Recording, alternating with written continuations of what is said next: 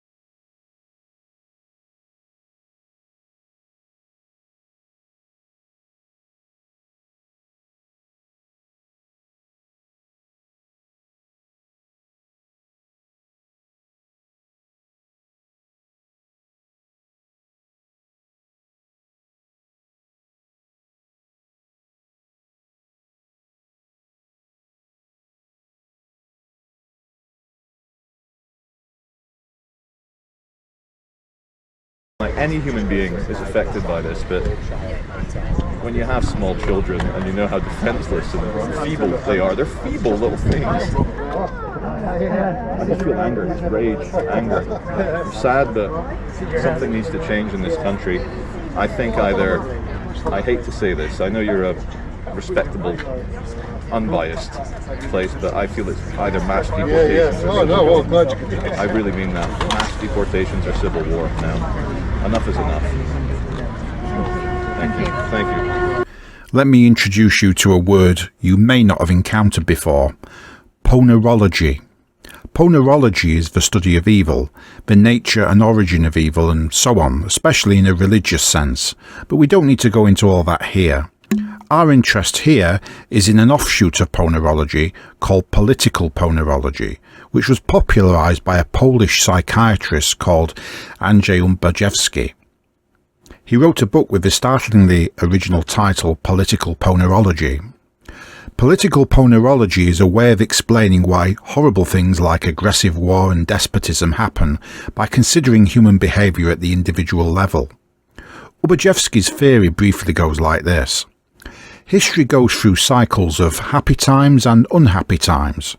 During happy times, the success of elites in society may be based on the manipulation and exploitation of others. When that is the case, the elites suppress knowledge of psychology and other fields in an effort to prevent ordinary people from understanding how they are manipulated and exploited. Over time, the harmful attributes of the social system, the results of the way it exploits people and so on, become more and more obvious to members of the elite, who are mostly psychologically normal people with healthy moral consciences.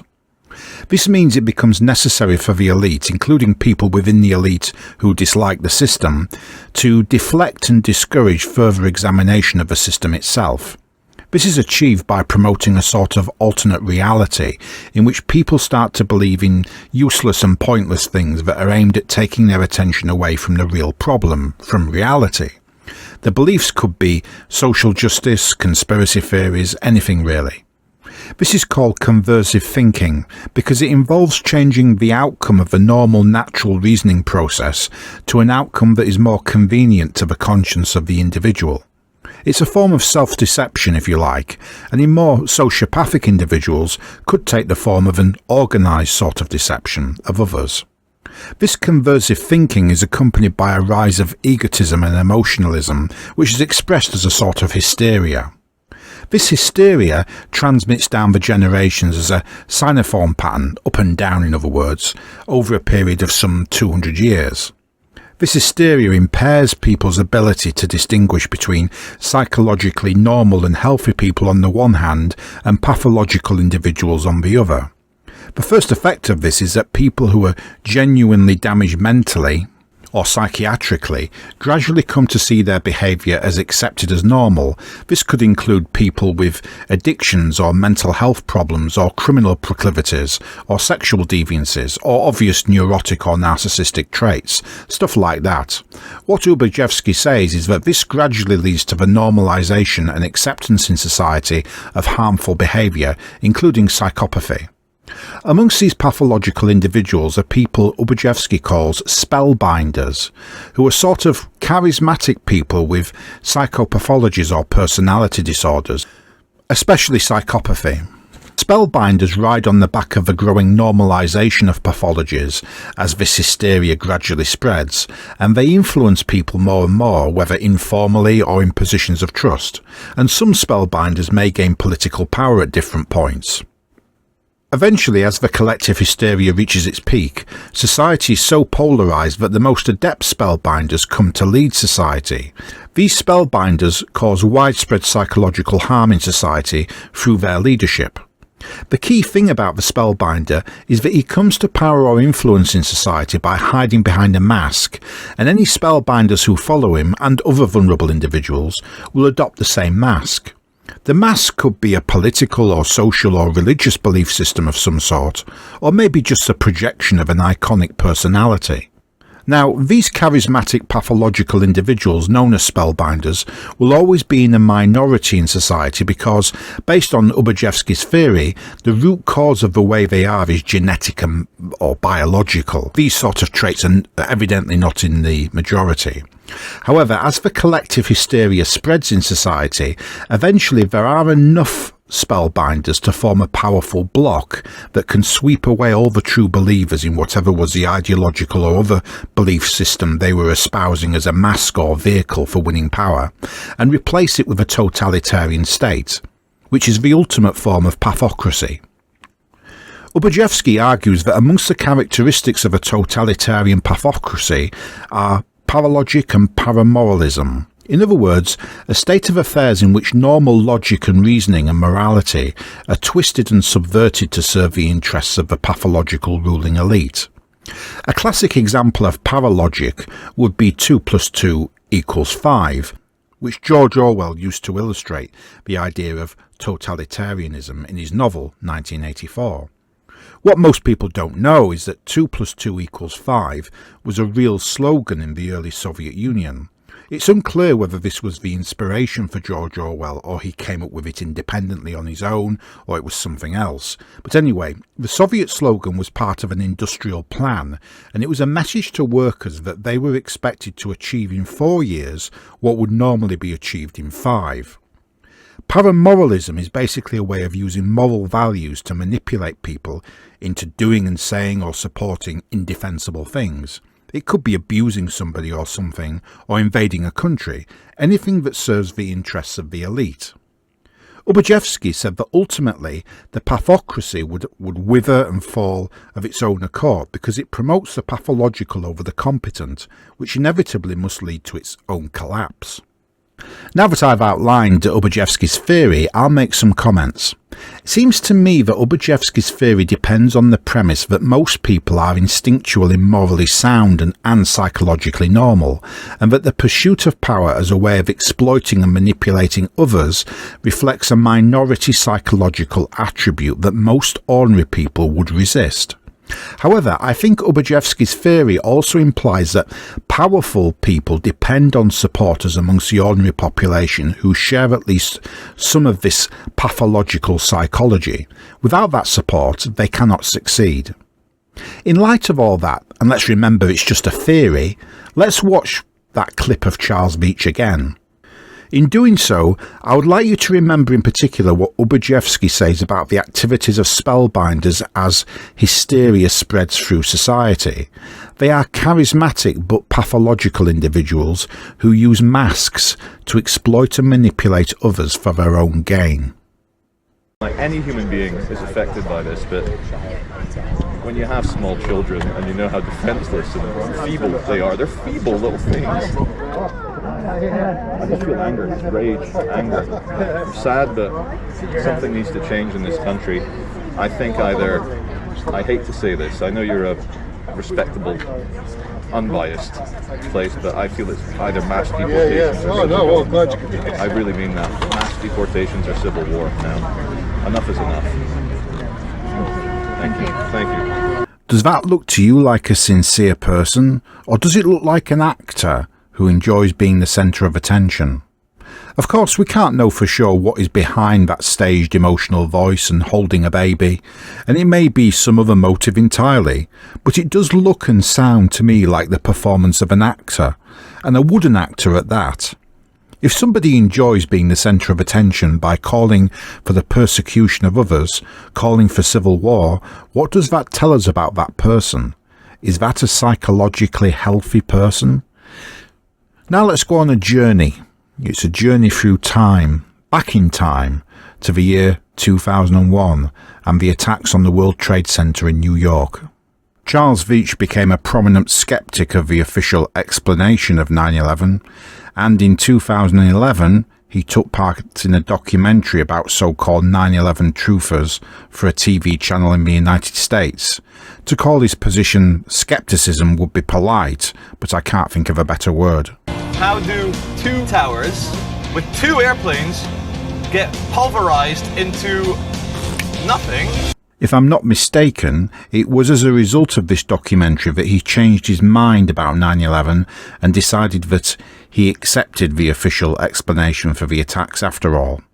Around the same time that documentary was being made, Charles Veitch was also involved in something called the Love Police.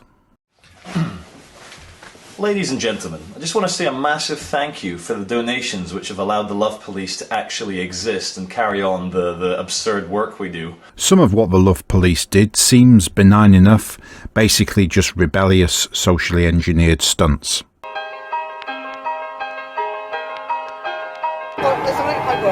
My paperwork? Yeah, what are you got in there? It's just a sign. It's a sign I'll show you.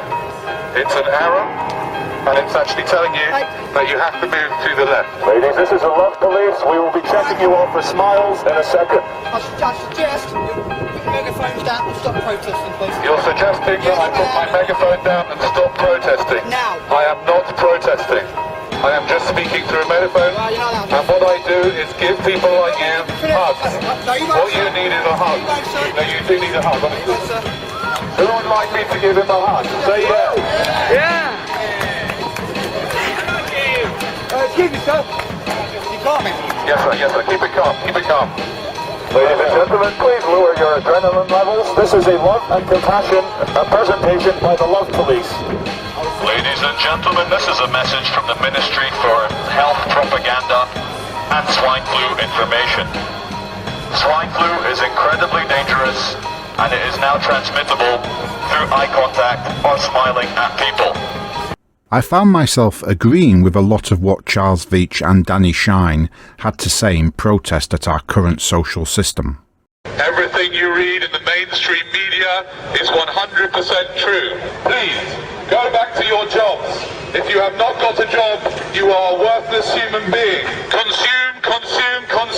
But you can also see within these stunts the kernel of something more antisocial, which could be described as authority baiting, in which Charles Veitch and the other gentleman, Danny Shine, would set out to exploit the responses of police officers to their behaviour in order to embarrass or humiliate them. The stunts of the Love Police often resembled auditing. So it's always fun to film these things in case something interesting happens. But I very much doubt it. I just think he's been a naughty boy and done some bad traffic violation, maybe pulling out in the wrong way of some sort. On a documentary channel. Yeah. And well, you guys are the stars. To be fair, Charles Veitch seemed pretty clued up about the law. Investigating what you might have said inside that may have committed an offence. Okay, because they've got their story, obviously, about what we've said. We do this a lot. We never swear, we're never homophobic, we're never racist. We always make sure we do not break Section 5 of the Public Order Act. We never cause alarm, offence, or distress to a member of the public because we don't want to get in trouble with you guys, obviously. So we've done our research, but our job is to just make people think. That makes his later support for auditing all the more surprising. What happened to all those laws you mentioned just there, Charlie? They haven't been taken off the statute book, they are still extant, yet you now openly support and encourage the very behaviour that you condemned just there. Ironically, the Love Police were really part of the foundation for auditing in the UK. That's ironic because auditing is an inversion of the claimed values of the Love Police. To borrow some terminology I used earlier, auditing is a paralogical version of the Love Police. It's the anti-tyranny campaigner metamorphosed into the tyrant who goes around bullying ordinary innocent people with a camera, and Charles Veitch has quite recently done some of that himself. I reviewed one of his videos in which he did some actual auditing and bullied and harassed some bank workers. The Love Police goes some way to explain why Charles Veitch identifies so closely with auditing, which he probably imagines in his own head is a kind of human rights cause, forgetting of course the human rights of the victims of auditor behaviour. Charles Veitch doesn't really care about love or human rights. If he cared about human rights, he would consider more carefully the human rights of the people he abuses. The Love Police was fake. The idea of going round hugging people in public, like they did, is cringy and fake, and it's not real love. Love of any sort, whether familial or romantic, is something deeper than that and requires experience and feeling and understanding for a person. The Love Police idea of love is what a narcissist or psychopath thinks love is. It's going through the motions, acting the part mechanically for show and approval, without feeling anything more deeply. If Charles Veitch, or Danny Shine for that matter, had any real sympathy or sensitivity for some sort of universal human love, assuming that's even possible, they wouldn't treat other people in quite the way that they treat people, especially the way Charles Veitch treats people. That's one of a few threads of consistency between the Charles Veitch then and the Charles Veitch of today, and it's characteristic of someone who is damaged and lacking in love that he would seek to abstract and universalise it. In truth, you can't love random people that you meet in the street or love all humanity. Loving everybody means not loving at all. There was another activity that Charles Veitch came to be known for around 2010. He was on the left of politics, and the Love Police was a vehicle for this. From his small bedroom in Cambridge, Charlie Veitch is planning to cause havoc at the royal wedding. A committed anarchist who set up a group called the Love Police, Mr. Veitch believes it's an ideal opportunity to spread their anti-state message. But he says they won't use or condone violence, just words and megaphones. We use very deep irony, incredible sarcasm. We almost in a way promote the very opposite of which we're trying to say, which makes people think. It creates a cognitive dissonance in people's brains.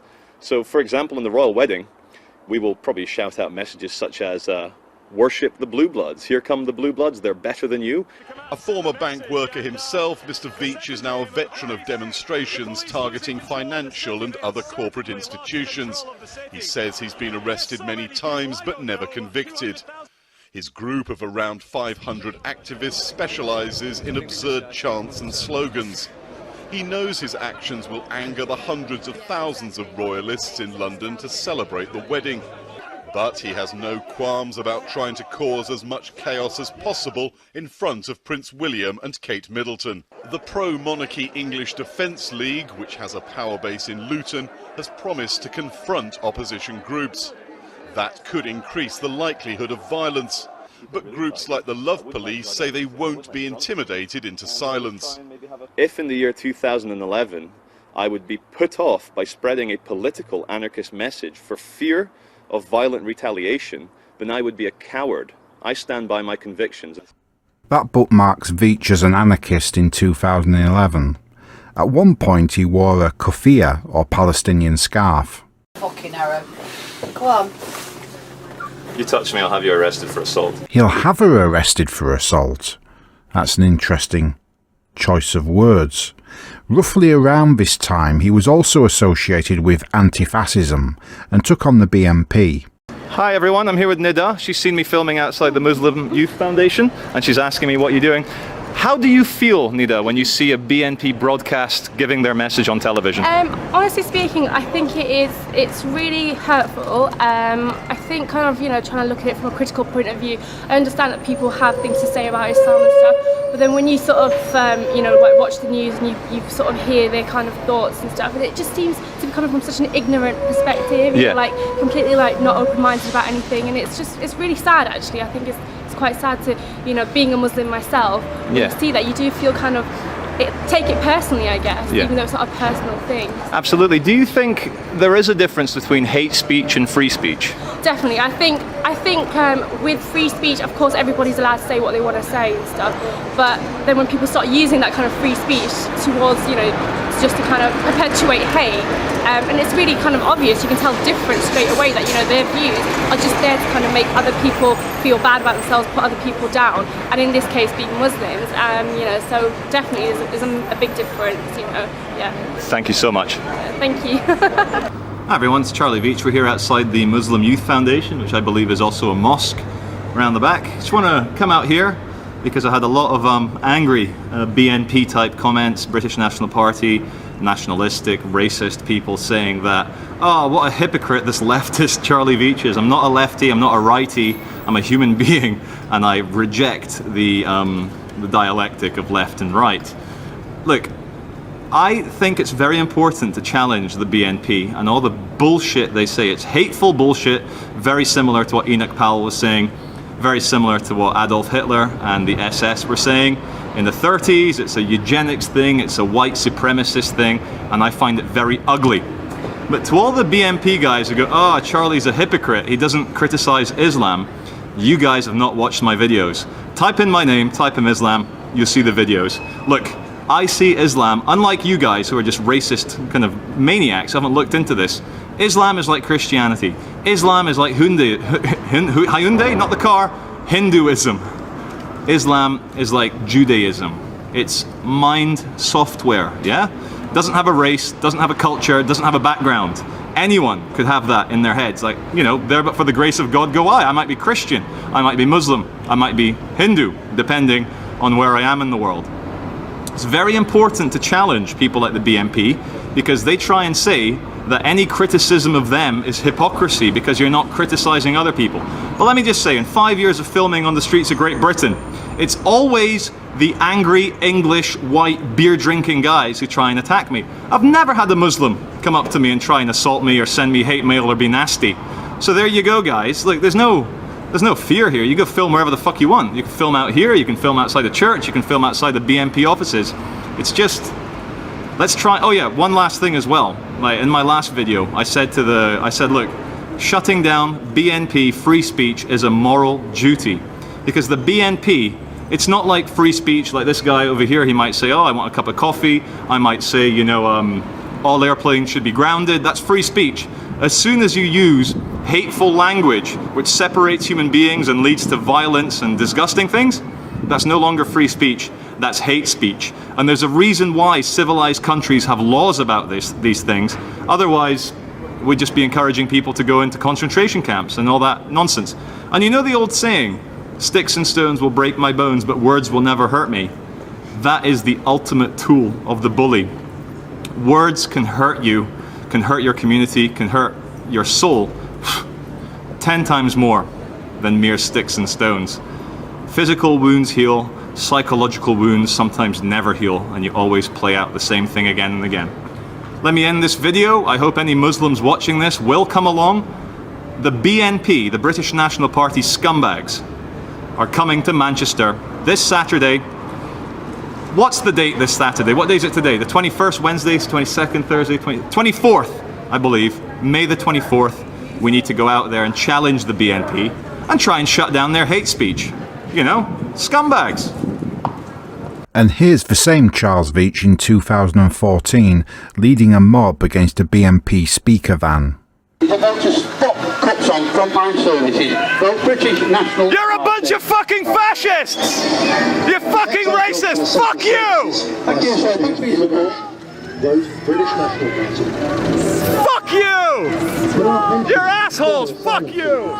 How can you even fucking be part of this party? How can you be part of this party? Fuck you! My mother's Brazilian, so fuck you!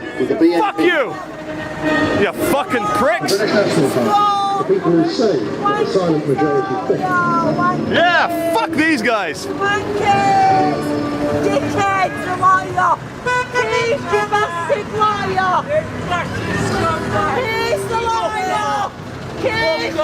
Fascist Should we turn them around, make them go back? And bring them home safe. Fucking BNP, man.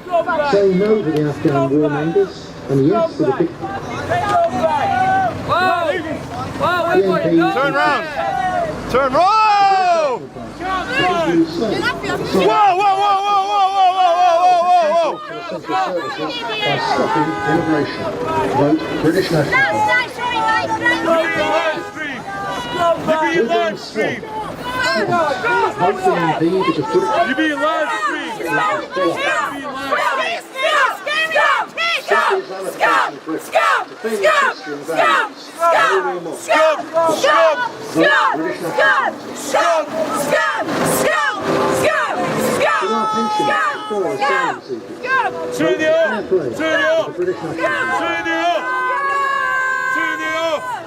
We'll shout louder! We'll shout louder! Stop the liar! Case the Lord bastard! Stop the Afghan war and bring them home safe. Say no to the Afghan warmongers and yes to the BNP and peace.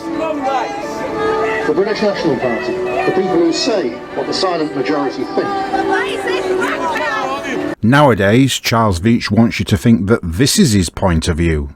Dear assorted lefties, why are you protesting against the people protesting the stabbing of little girls? Are you mentally unwell? Why do you wish to bring back communism and socialism when it killed 100 million people in the 20th century? I'm sorry to announce England will be forever. English people will live forever. Your international globalist bullcrap will not stand. Sorry to announce nationalities still exist. People are still patriotic. People still want to walk down the streets without their daughters getting raped. People still want to be able to get in a disagreement without getting stabbed. People want to be able to get a spot at the GP or at their local school, but for some reason you guys want to turn it all into a dirty, nasty version of the Soviet Union. You are the real racists. You are the real idiots. You should all be ashamed of yourselves. The only reason... Thank you. The only reason you are lefties is because you hate yourself and your spirit is ugly.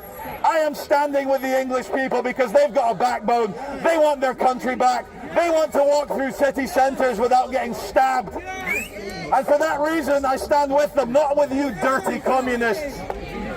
That was a very eloquent street speech, but does he believe any of it? Again, we can't know for sure because we can't see inside his head, but I think the reason he claims to believe in this stuff is because he thinks that's what you want him to believe. He thinks it's trending, it's popular. He's decided that there's no social cost to him in adopting these beliefs, sort of like fashionable clothes that he can discard later and dump at the charity shop if they go out of fashion. Remember that back in 2010, maybe you're not old enough to remember this, but I am, certainly. Back in 2010, it was fashionable to be a vague, inoffensive sort of lefty, and the trendy thing to do was attack the BNP, or sneer at the BNP. There was no social cost to him in being a lefty and attacking the BNP back then. I'm not saying that's the only reason he does these things. He may also actually have an original thought in his own head from time to time, but ultimately Charles Veitch is an inveterate conformist. His rebellions are surface level only. Even his adoption of the epithet of anarchist was titular only, adopted because he thought that gave him some sort of social cachet. I do think an element of it is essentially just attention seeking, some sort of neediness to be liked, deriving from some kind of deeper insecurity due to an abusive childhood or some wiring in his brain that makes him a narcissist. Another consistent thread between the old Charles Veitch and the current Charles Veitch is a certain snobbery or disdain for ordinary people. Back in 2010, the BNP was associated with the white working class, and a lot of educated middle-class people like to look down on the BNP and its members and sneer at them. And I can't help but think that there's a consistency there between the Charles Veitch of the 2010s, who looked down on the BNP, and the Charles Veitch of today, who looks down on people that he films. Just to be clear, I'm not criticising Charles Veitch for changing his mind about his political views. That's not my point here. Changing your mind can be perfectly admirable. The issue is Charles Veitch's sincerity or lack thereof. While I acknowledge that he clearly has a brain in his head, and he is clearly an educated and well-spoken person and very confident, and these are all good qualities to have, I think Charles Veitch wears a mask and always has. He's an empty vessel and just adopts whatever mask will earn him attention or even notoriety. For instance, why should it ever have mattered to anybody what Charles Veitch thought about 9/11 or that he changed his mind about it? He wanted us all to know for some reason. Why is Charles Veitch now gunning for the Muslim community, treating them as a homogeneous bloc, when in the past he openly maligned a legitimate political party for proposing policies that would have prevented many of the problems we now face today? I don't think he has really changed his mind in the sense that an ordinary, humble person may change his mind in light of experience or deeper thought about the subject.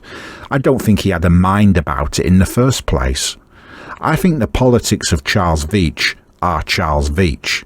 Back in 2009, a newspaper vendor called Ian Tomlinson collapsed and died in the City of London after being struck by a police officer during the 2009 G20 summit protests.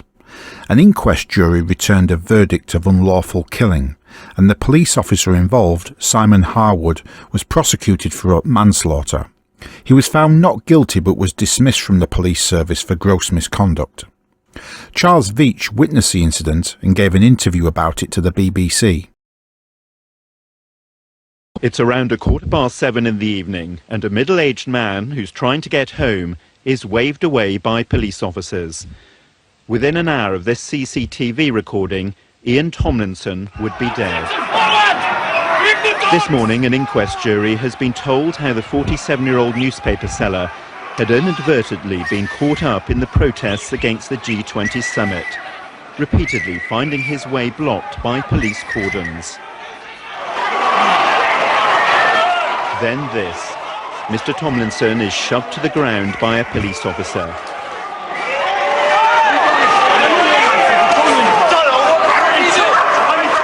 At first, he appears unhurt and walks away.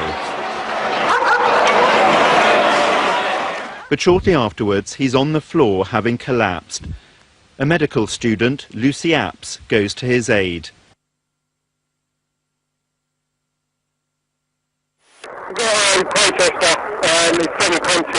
Footage from a police helicopter then shows the scene as officers and paramedics try to revive him.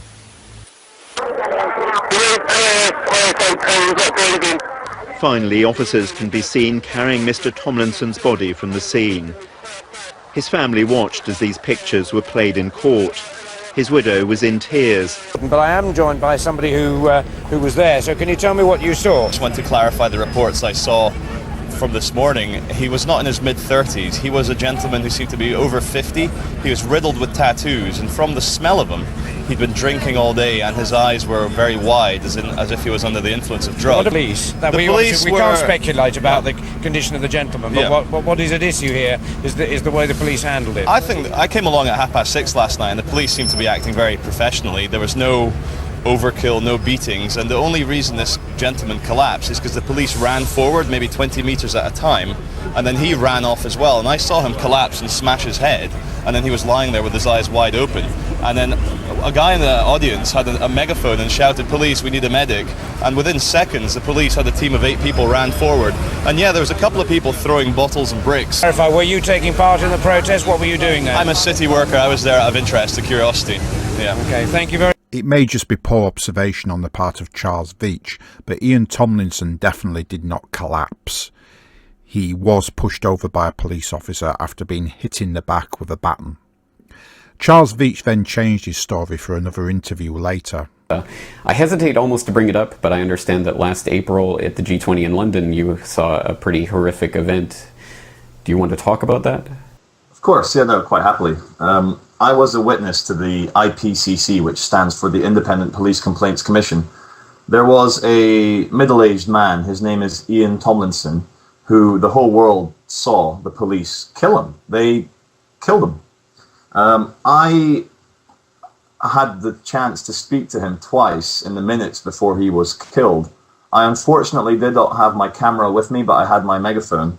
And Ian Tomlinson was there, just like the rest of us, to express his disgust at the machine-like globalization we're all being subjected to. And also, he was there to express his disgust at how the police actually create riots. If the police weren't dressed like RoboCop thugs, I don't think the crowd would have been so, angry about it. But the mainstream media, because the mainstream media isn't interested in the truth, the mainstream media is interested in selling newspapers, which is good because they're corporations, that's what they do.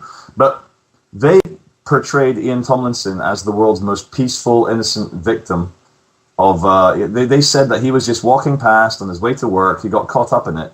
That is not the truth. In the truth movement, even though it's not really beneficial to us to say he was a troublemaker, he came up to me in the moments before his death and he was like, "Oh yeah, how you doing?" And he was smelling very, very heavily of alcohol, and he was telling me, "I'm going to beat up police, I'm going to go there, I've been fighting them all day, I'm going to F them up, I'm going to screw this, screw that, I don't like police, I effing hate police." And I was like, whoa, this guy's really drunk. And not that this means anything, but he had love and hate tattooed on his knuckles. And why would someone want to have love and hate tattooed on their knuckles? So the footage you saw of Ian Tomlinson walking with his hands in his pockets, he was there obviously to protest. But in all the official footage of him getting killed, you can actually hear an idiot in the background going, "Who let the dogs out?" on a megaphone. That's me. But what was very interesting, James, in the theatre of protest, he got smashed down by the police. He walked another 10 paces, stumbling, obviously dying, and then he fell over.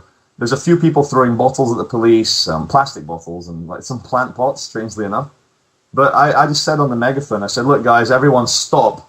There's a man dying here. We need a police medic." And all of a sudden, everyone kind of snapped out of it. Whoa, we're all human beings again. Everyone stood aside. The police medics came running forward with like a little army of 10 RoboCop police. Nobody stopped it. And the expression, "It's great fun until someone gets hurt." I saw the British politeness suddenly, instantly appear. And it was thousands of people rioting. But as soon as word got round that someone was in trouble, it kind of parted like Moses parting the sea. And everyone stood there quietly as the ambulance came in. And it was like a funeral procession. And the police were really saddened by it. We were really saddened by it. But let's get to the truth of the matter, James. No matter how drunk or stupid or aggressive someone is, they do not deserve to be beaten to death on the floor in front of 50,000 people or however many. No matter how stupid or ignorant or aggressive you are, the police are there to protect us, not to truncheon us to the ground until we die. And so that was a massive wake-up call to me. Now let's look at someone else who wears a social mask, someone that Charles Veitch has heartily endorsed. And as for the Tommy Robinsons and those that genuinely do stir up hatred, well, I've never had anything to do with them. In fact, I was the one person above all that got rid of the BNP as an electoral threat. He's still boasting about getting rid of the BNP as an electoral threat. Yeah, thanks, Nigel. Over the weekend, I've had to have a massive uplift in personal security. Given that you helped bring down the only legitimate political voice for white people, and you're boasting about it, I'm not surprised. What I'm driving at here is what Nigel Farage is really up to. First of all, if he really cared about white British working class people, would he be boasting still about having brought down the BNP? He did actively cooperate with anti-fascists in doing that. He also banned former BNP members from UKIP. It's not necessarily that I agree personally with the politics of the BNP. It's more that if Nigel Farage really has the interests of the ordinary British people at heart, why has he invested so much in doing the bidding of the establishment? Who is he really working for? Nigel Farage wants power, and without wanting to get too simplistic about it, Nigel Farage is basically a Thatcherite. He's essentially an unreconstructed 1980s Thatcherite. He isn't against immigration. He's actually all in favour of it, because mass immigration is good for the type of people who he agrees with. It's just that he wants it to be controlled, or so he says. He comes from a privileged background himself and has no real understanding of working class people. When he talks in a way that seems sympathetic to white working class British people, he's wearing a mask. He's saying what he thinks you want to hear. But if you study carefully what he says to other people and what he really believes, you begin to realise that he's just as pathological as that other rich boy, Charles Veitch. He's just another spellbinder. He's lying to you, and it's possible that he doesn't even realise that he's lying to you, if that doesn't sound like too much of a contradiction. The best liars often are the ones who actually believe in what they're saying. That's because a really skilled liar has to start by lying to himself. A liar's first dupe is himself. There's another objection I have to these people. Tommy Robinson, Nigel Farage, and people like Charles Veitch, they're getting in the way of legitimate, effective opposition to mass immigration and other harmful things. What they're doing in different ways is manipulating anti-immigrant sentiment by telling people that the real problem with mass immigration into Britain is that many of the immigrants are Islamic, are Muslims. The focus on Muslims is to get you wound up. So what is the solution to our country's problems, if there is a solution?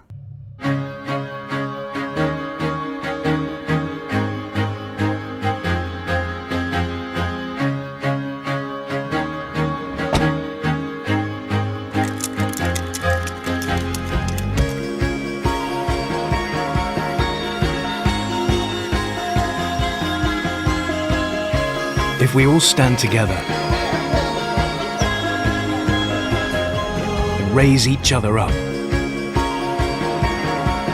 then there's hope. There is power in unity, strength in diversity.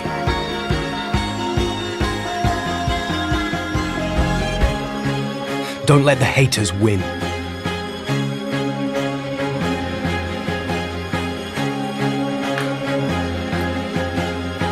They may feel they have the power, but the truth always hurts them. We have the truth. And just by standing together,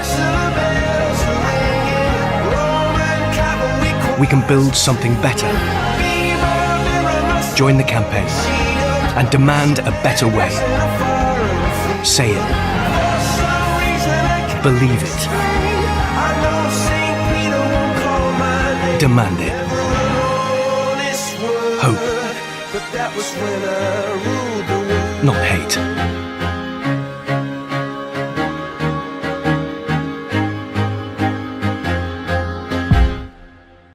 The problem is that the real world isn't like that, because people deep down aren't like that.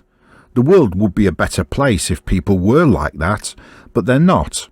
I think leftism appeals to people who see the world in abstractions. The abstract mind asks, why can't we all just get along? That's rational. The abstract mind is looking for a rational solution to everything, and socialism is a rational singularity. But the world doesn't work that way because people just aren't like that. Most people simply aren't rational or have very limited rational capacity, or they value the irrational as well, and that's not necessarily a bad thing. I also have the impression that when these people tell me I have to be tolerant of everybody, what they're doing is giving out an order. I think in much a similar way, when Charles Veitch and Danny Shine told me to love everybody, it sounds more like an order, something that's more likely to come from a policeman in a totalitarian or authoritarian state than a bunch of hippies. Though I've also had the impression that the hippie and the authoritarian jackbooted policeman are two sides of the same coin and have a great deal in common. I think what underpins it all is the moral grammar of Christianity. Leftism is the secular offshoot of Christianity, and at the root of these problems is Christian ethics, which have provided the enemies of white European civilization with a vector of attack. It's sufficient to say for the purposes of this video that Hope Not Hate's message of tolerating everybody and everybody getting along, and the old Charles Veitch message from the Love Police of loving everybody and hugging everybody, is every bit as totalitarian and insistently bossy and nagging as anything that George Orwell could have dreamt up or the Soviet Union could have created in real life. Leftism is really a recipe for control through engineered chaos, in which all the barriers and boundaries and standards are dissolved and humanity devolves into one big fungible indistinguishable lump. Right-wing nationalists are often the flip side of this. They're saying, well, why can't we make delineations between people? That's rational too in its own way, because there are general differences between different human groups, and everything becomes more legible if you can make these easy, simple distinctions between people. But it's not realistic either. Muslims aren't one single homogeneous block of people who all believe in the same things. Neither are white British people, for that matter. We're told that black people were historically oppressed and some sort of recompense must be made for this outrage now, but there's no such thing as a single black race. It's naive and clumsy to suppose that there is. Even amongst sub-Saharan black Africans, we find a diverse mix of peoples. To treat them all as one lump is a bit like saying British people are the same as Russians, just because they both look white, or even that indigenous Britons are the same as Japanese people because Japanese people do have pale skin. 200 years ago, most white British people were being treated more or less like slaves, working 12 or maybe 15-hour days in factories. Not just men, but women and children too. Whole families may have stood at machines working 12 or 15 hours a day as if they were machines too. Those white British people were the descendants of people who had been driven off the land. That's just one example of how white people have been mistreated. The first slaves in North America were white British people who were indentured to work for aristocratic and commercial landowners in the new colonies. They weren't technically slaves actually, but the distinction is a fine one. The issue I have with Hope Not Hate and the left in general is this. Humanity is hugely diverse, to the point that I would speculate that over the next few thousand years, different human species may emerge as the different races follow different evolutionary trajectories. The left seem to think that this diversity is a bad thing. I disagree. I think this diversity really is our strength. It is the outcome of natural selection, and it provides us with a genetic hedge for one thing. And apart from that, it's also aesthetically and culturally appealing and interesting to have different and distinct races amongst humanity. What the left seem to be telling us is that either these races are figments of our imagination, or manifestations of some sort of false consciousness, or perhaps an example of the conversive thinking of Ubajewski's political Ponerology theory that we discussed earlier, and in any event, they tell us that we should disregard race and ethnicity because it's unkind. But why is it unkind? Is it to the disadvantage of anyone? It seems not to be the case from where I'm standing. I see different races of people who just want to live their lives and not be bullied and told what to think every waking minute of the day. What I also see is that trouble and disadvantage can arise when you try and force or encourage people who are not alike to live together. Mass immigration is not a natural, organic phenomenon. It is artificial and the result of political engineering and the profit motive of capitalism, which disregards the needs and interests of working people. This picture from where I'm standing resembles both Ubajewski's political Ponerology theory and the theories of Karl Marx, who said that capitalism would reach this stage, something close to a kind of singularity in which the pace of change would sweep away all organic tradition and meaning from the lives of ordinary people. Ironically, the change that we really need is the last thing any of these figures, people like Charles Veitch, Tommy Robinson and Nigel Farage, or anyone on the left, would want to see. The change we need is anarchism of a kind. As I see it, anarchism is the restoration of power and control where it should be, not in the hands of pathological individuals, whoever they may be, but in the hands of the people, in the hands of you and me, so that we can make our own decisions and just live out our lives without interference from all these psychos and nutcases who want to rule over us and tell us what to do. Probably one of the books I've read that has most influenced me was by the American anthropologist and anarchist James C. Scott. The book is called Seeing Like a State, and I recommend you read it because I had the experience as I read it of having my own thoughts and instincts articulated to me in a way I could never achieve.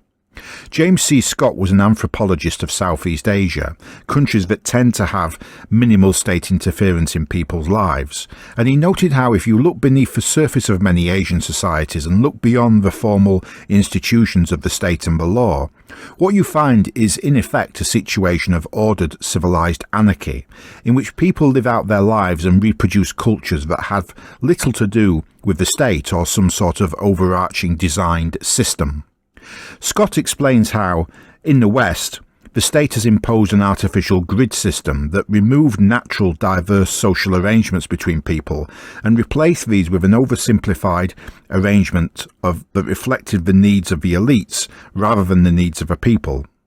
I believe that is the root of the problem, and that all of these people, such as Nigel Farage and Tommy Robinson, and people on the left, including Keir Starmer, are just seeking to reproduce various problems by proposing top-down state solutions that no one really wants. The kryptonite of these people, the thing they hate, is human freedom, randomness, unpredictability, genuine human diversity. And in some ways, the pursuit of that sort of anarchy is consistent with English mores and traditions, especially in the law and philosophy. I'm thinking of liberal thinkers such as Sir William Blackstone, John Locke, and also the Greek philosopher Aristotle. Let me give you a relevant example of how the thinking of people like Charles Veitch and Tommy Robinson does not really reflect the needs of real people. Tommy Robinson is a Zionist, and he is funded mainly by American Zionists and similar people. Charles Veitch is a Zionist too. Well, he is at the moment. Yet the conflict between Palestinians and Israel is not a concern for white British people. Why is Tommy Robinson always trying to link in Israel and Jews with domestic issues in Britain? The answer is that the issue of Israel provides a perfect binary war in which people will think they have to take one side or the other. The division it causes plays into the hands of the establishment. In reality, what happens in Israel has got nothing to do with me, and I see no reason why I should care, and I am suspicious of people like Tommy Robinson and Charles Veitch who seem to want to push their view about it onto me and link it to domestic issues in Britain. It's almost like they're being paid to do this. Nick Griffin has said that in the late 2000s, just as the BNP was winning seats and mainstream penetration, he was approached by some shadowy figures and offered money and respectability in the media in return for a promise to only go after Muslims and not mention Jews in the form of criticising Israel and so on. That's what he says. I don't know if there's any level of truth to it, but I suspect it is true, and I suspect similar conversations take place behind the scenes with a lot of public figures, and not just people in politics. There will be blackmail going on as well, and I suspect they successfully blackmailed Nick Griffin. The reason the BNP eventually collapsed is that Griffin was betrayed by people on the inside, and I suspect most of those people didn't even realise whose interests they were actually serving. They just didn't like Nick Griffin on a personal level, or they took against his more mainstream approach to that brand of politics or whatever. The point is this though, the BNP was successful for a while, but it was never a particularly appealing or professionally run outfit. It tended to be quite amateurish, and the people in it tended to be the types who would put off normal people. So you have to ask, why would the establishment or influential and wealthy people or rich people be too bothered about the BNP? Why not just let it run out of steam of its own accord? The reason is that the threat that they perceived wasn't so much from the BNP itself, it was from the idea behind the BNP. And their fear wasn't that the BNP would become successful, but that somebody more competent would come along, take the idea and run with it. Now, in a way, that is exactly what happened. Nigel Farage and UKIP came to the fore, and they did this partly by stabbing the BNP in the back and cooperating with anti-fascists and so on. But the reason the BNP, despite being so amateurish and a bit of a joke really, was opposed so much and so aggressively is that there was a need to crush the idea. Most people set out to defeat people or things. Anti-fascists are a bit smarter than that and realise that the people and the things are just vehicles for an idea, rather like the human body is just a vehicle for genetic transmission. The fear is that the idea and its microcosm, in this case the microcosm being the BNP, eventually becomes a macrocosm and perhaps even becomes the orthodoxy in society, so that they had to crush it, even though the vehicle itself was a clown show. And they continue with that tactic even against Nigel Farage, treating him as if he's the next Hitler. That's what lay behind Charles Veitch's adventures with the Love Police. It was mimetic warfare, in which Charles Veitch and others planted the idea in the heads of ordinary British people that standing up for their own culture and right to a country of their own is somehow disgusting and evil. For some reason, back in the 2010s, Charles Veitch found the idea of white working-class British people having their own country deeply offensive. So offensive that he went out of his way to do his bit to stop it ever happening. I wonder why that could be. Is there something about Charles Veitch, his background, or some other personal factor that makes the idea offensive to him? He now claims to believe that the British people should have a nation of their own. But his way of helping to bring that about is to support a Zionist thug, Tommy Robinson, who is not opposed to immigration, just opposed to Islam. It's almost like these people are working for somebody, like they're being paid, maybe by the intelligence services of this country or a foreign country. Or maybe it's all just happened accidentally. Maybe the obscure, uneducated owner of a tanning salon in Luton just arose from nowhere to become a major public figure by sheer chance.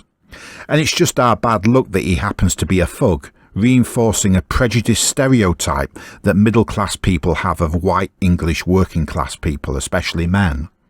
And we just have to accept that every time opposition to immigration arises, he has to be associated with it, even if his image as an inarticulate thug discredits that opposition and tars all opposition with the same brush. And we have to accept what this man says, that the main issue isn't immigration, it's Islam. We just have to trust and believe that's not just a way of diverting energy and resources away from the main issue. And it's just a coincidence too that one of the people who prominently helped destroy the BNP is now supporting him in this movement that appears to be diverting energy and resources into futile violent thuggery and in opposition not to immigration, just opposition to Muslims. We are supposed to believe this is all genuine. Well, who knows?